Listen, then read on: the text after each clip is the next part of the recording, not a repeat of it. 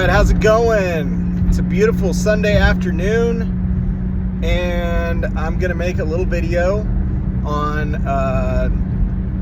kind of following up on some of the videos that I've been posting, that I myself have posted, and on some of the videos that I've posted from other people. And I wanted to just share one aspect of this idea of femininity and masculinity. I touched on it a little bit in one video, that perfect masculinity brings out perfect femininity. And one of the things that I noticed today, I was shopping at the store getting some groceries with my bride, and a wonderful, submissive woman, very sweet, very submissive, loves her husband, takes very good care of me, and I'm very blessed to have her. But it took work on my part. That didn't just happen. We went through some very rough periods of time, and it took me manning up. It took me taking ownership and accountability in my home in order to bring out her femininity. That solely rests on my shoulders, to make sure that she stays in her feminine. But back to what I was saying was, in the grocery stores, I noticed that, the women, the way that they talk to their husbands, and they're angry. A lot of the women in the store, they're very angry, they're bitter. They're running around in their yoga pants and their, tight clothes, makeup, they got all that stuff going on. But then when you look at the way that they're treating their husband, it's, the husband is very henpecked and he's very downtrodden. He just looks defeated. Looks like this, I don't even know how to put it, like a man who's been conquered. And, these relationships where the women are angry, they're bitter, they're resentful, and they're ruling over their husbands, and they're unhappy. These women are not happy. They're not happy with their husband bowing and worshiping them and being afraid of them. They're not happy about it. So in the house, there will always be one dominant and one submissive personality. It's always this way. I have yet to find a house with two people who are passive, two people who are agreeable. You don't even find two people who are highly disagreeable either. That doesn't work. But the whole reason why I'm bringing this up is because in the house, you have to have one highly disagreeable person. You have to have one person who's willing to lead, willing to make people angry, willing to say what needs to be said, and it's not supposed to be the woman. It's not supposed to be. They're not supposed to be angry. They're very soft, tender creatures by nature. My wife is very feminine, very, very feminine. Now, there was a period of time where she was angry and bitter, and, I was not the kind of person that demanded respect. I was not the kind of person that walked in such a fashion that I commanded respect. And that has to change. Women like strong men. And it's not just about your muscles. It's about what's up here. It's about what's in your heart, and it's about setting boundaries, providing containment. But guys, our wives should not be angry people. They should not be frustrated and angry people. When there's a man in the house, it brings out the feminine like no other. It brings out the highly agreeable nature that she's supposed to have. When we walk in a way that is, just no other way to put it, when we operate in the realm of being able to disagree, being able to say no, being able to create boundaries that are healthy. Again, this is the idea of the word mashal, is to rule. A good ruler doesn't go and put his boot on the neck of his people in his country or in his kingdom. He doesn't do that. Now, initially, the king might have to crack down, and he might have to, if there's been some shenanigans that have been going on, he might have to put his foot down and say, hey, this ain't happening anymore. Put some guidelines and some principles in place in order to provide containment for his kingdom, so that there's just not absolute anarchy and chaos. So the man is suffering. He's suffering in his marriage because he won't rule. He's scared to rule. He thinks, well, if I rule, my wife's going to leave, and she's going to take me to court, and she's going to... No, that's what's going to happen to you if you don't rule. That's what's going to happen to you if you don't lead. That's going to be the outcome, is your wife leaving because you're weak, because you don't have the ability to lead her, to subdue her. In the house, if the man's going to be the agreeable person, the woman's going to be the highly disagreeable person. It's just the way it is. And the man has to become the disagreeable person. And that doesn't mean that you argue with you put your wife in her place and all that. So that's not what that's about. My wife I don't have to put my wife in her place.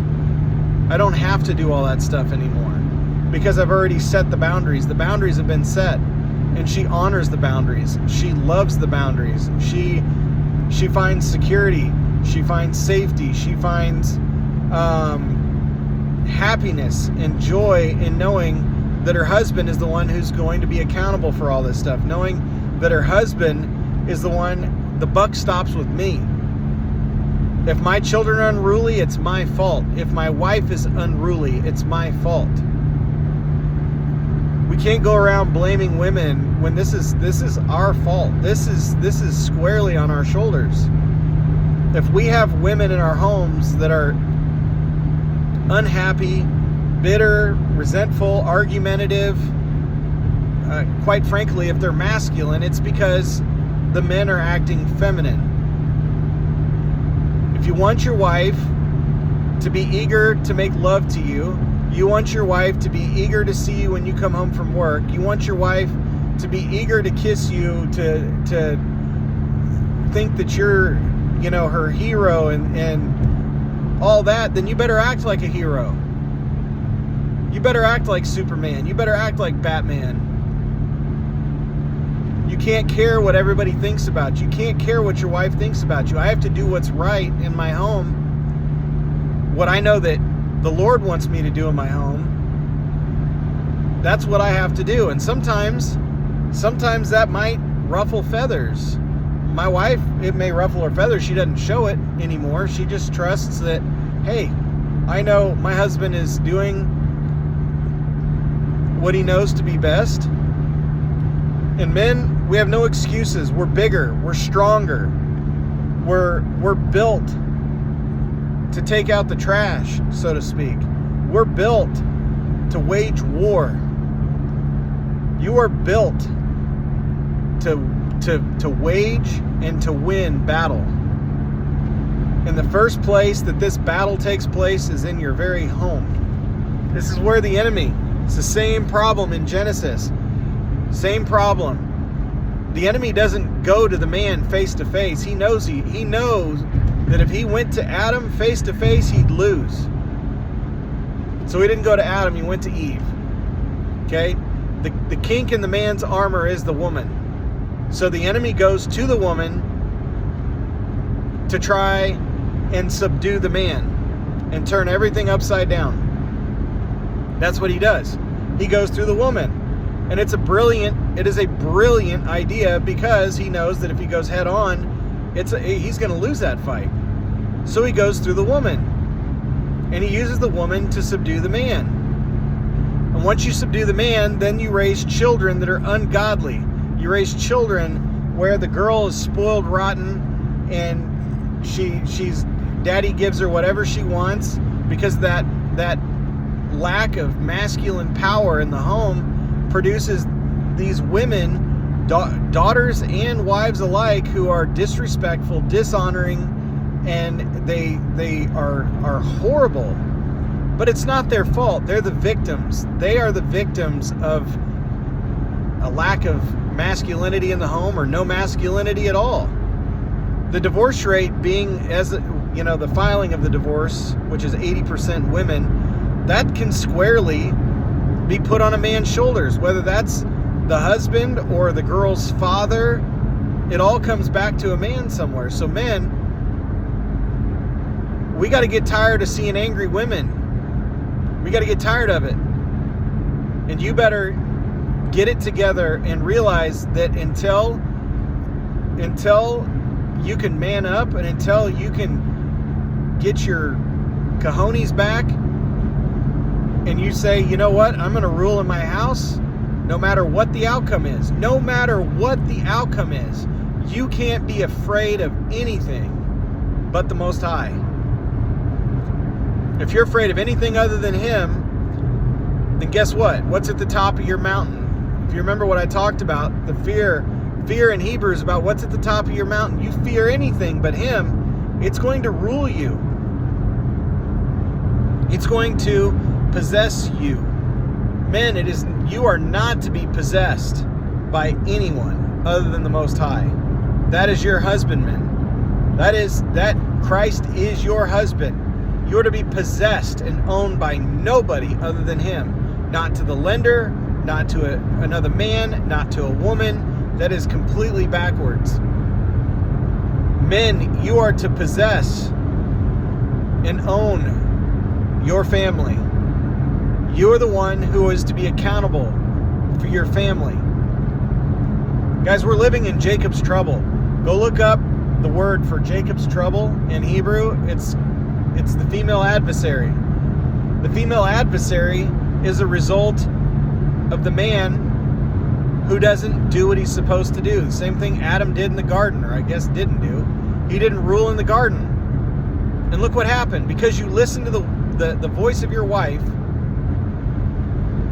because you listened to the voice of your wife, this has happened. This is the same thing going on today. Men listening to the voice of their wife. Their wife, you know, a brother of mine, dear brother of mine, you know, like, he told me a story about he went to go bid a job at a person's house, and the woman and the man, the woman just talked horrible to the man. You know, when he talked to him about the air conditioning system he was going to put in, the woman just basically told him, shut up, you don't know what you're talking about, to her husband. She's only that way, she's only become masculine because her husband is feminine. We have seen the feminization, the female adversary in our home. The Jezebel spirit is in our home because the man doesn't rule. Jezebel sets up shop wherever man will not rule his house, where man will not lead in his house. And again, righteous leadership. Righteous leadership. My wife is so good to me. She is so unbelievably good to me. Very quick to repent. Very quick to, I mean, if I say something, she goes with it. Right? So guess what? If you've got a wife that submits to you, and you got a wife that honors you, got a wife who's taking care of you in the bedroom, she's taking care of you with the food on your table, she's submitting to you, she's helping you meet the mark by doing whatever it is that you say needs to be done in your house, you better take really good care of that woman. You better take really good care of that woman. When my wife comes to me and she says her feelings are hurt, or my wife comes to me and, look, I want to make sure that I'm a good leader. I want to make sure that I am taking very good care of her. I love my wife so much more now than I ever have in the past. And when they become submissive, that puts a lot of weight on our shoulders to really make sure we're leading righteously, to make sure that we're doing things right, puts a lot of pressure on our shoulders. But now that we don't fight anymore, we have occasionally something small, but the thing is that she is doing her part. She is submitting to me in everything. So you got to take good care of them. you got to take very good care of them. And they'll be soft and sweet and kind, and you will just be the center of their world. They'll come into your orbit, and they'll want to take care of you, make sure that the food they're making is up to your standards, and that the way that they're ruling in their home when you're gone, and make the way they manage their house, they'll make sure that it's honoring you and your character. But there can't be two passive people in a house. Won't happen. If one is passive, the other one will become aggressive. Can't be two aggressive people in the house either. And there's not. I have not seen a house with two people that are aggressive. So man, if you don't like your women being aggressive, if you don't like that masculine nature that your wife's operating in, then you need to get out of that feminine nature. You need to get out of that feminine mindset of doing, happy wife, happy life. That is the biggest crock of crap ever sold. She's happy when you're leading. She's happy when your needs are being met. She's happy when she is serving her king. That's when she's happy. That's what makes a woman happy, is serving her king, serving her Lord. Just like Sarah called Abraham Lord, serving him. That's where they find fulfillment and happiness. But if the man won't take them there, if the man won't bring this out, she's miserable. They don't even know what to do with all this power. It's like giving, I hate to use the analogy, but you give all this power, you give power to a teenager. They're miserable, they're angry, they're bitter, they're just completely unhappy because their world has no boundaries. Their world has no kind of safety at all. Women are all about safety and security. You have to provide that. You have to fight for that. Look, you can't protect something you're afraid of. You can't protect somebody that won't submit to you. And they can't submit if you don't lay down the rules. You don't lay down the guidelines. Hey, this is what I'm going to do to make sure our family is safe, to make sure our marriage stays intact, to make sure our children don't die at a young age. This has to happen. You have to rise up and use the authority that has been given to you right out of Scripture. And the Most High has designed the woman in such a manner that it is a turn on. It is exciting to her to have a man who is not afraid of her. Whatever you want, honey, whatever you want. I just want to spend the rest of my life making you happy. That is complete, just absolute garbage. It's absolute garbage. They're happy serving you.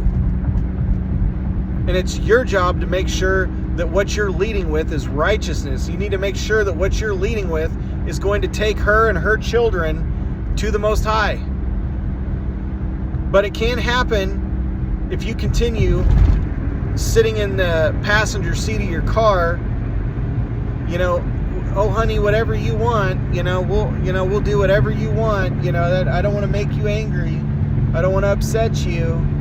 I don't want to, you think that that's going to get your wife to be ooey gooey over you in the bedroom? That's a joke. What woman wants to go make out with her best girlfriend? Seriously, what woman wants to go have sex with some emasculated man? Nope. Just think about it. The way men operate, whatever you want, honey. Who wants that? Who wants to make love to that? No feminine woman, and surely not a masculine one either, wants to sleep with that. If meekness is power under restraint and you have no power, then you can't be meek. You can't be meek if you don't have power. If you don't have the ability to exercise, if you don't have the ability to influence, you don't have the ability to lead, then you don't even have any power. That's a joke.